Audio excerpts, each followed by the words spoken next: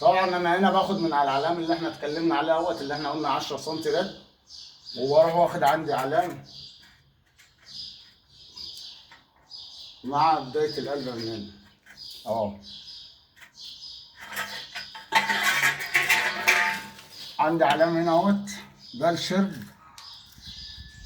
بتاع القايم بتاع القلبة الأخرانية، بنزل بيها تقسيط، باخد كل شرب القلبة لوحديها. أنا كده آخد الشرب بتاع القلبة اللي فوق خالص، وانزل اشوف انا عندي حاجه هتصد مني في الخرسانه، ولا الدنيا كده سلكتني على الدرجتين اللي زودتهم، ولا الدنيا هتدور معايا ازاي بالظبط. طب انا عندي 4 في 16 ب 64، ننزل من هنا ل 64.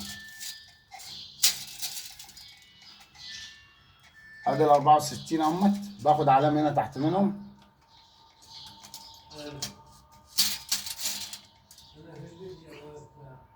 الأربعة في 16 و 64، أنا عندي هنا ال 64 جايبيني هنا أهو، العلام باين.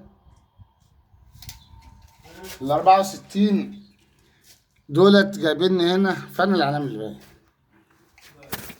ال 64 دولت جايبيني هنا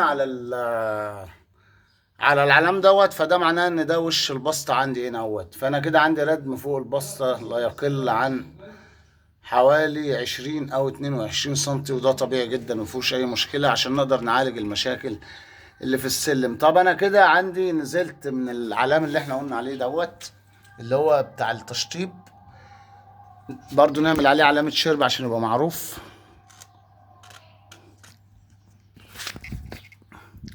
خدت من العلام دوت نقلته هنا، ونزلت منه 64 سنتي اللي هم بتوع الاربع درجات، اداني وش البسطة عندي هنا اهوت على وش العلام دوت، على وش العلام اللي هو بالعرض دوت.